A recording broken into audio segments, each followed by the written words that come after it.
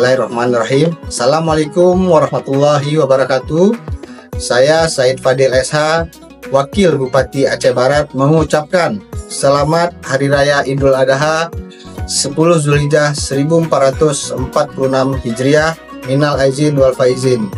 Dengan semangat berkurban ini, atas nama pemerintah dan keluarga, menyampaikan kepada kaum muslimin dan muslimat di mana saja yang berada, khususnya warga masyarakat Kabupaten Aceh Barat, agar senantiasa menumbuh kembangkan semangat berkurban dengan mengharapkan ridha Allah Subhanahu wa taala.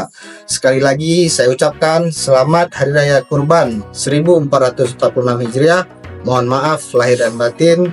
Terima kasih. Assalamualaikum warahmatullahi wabarakatuh.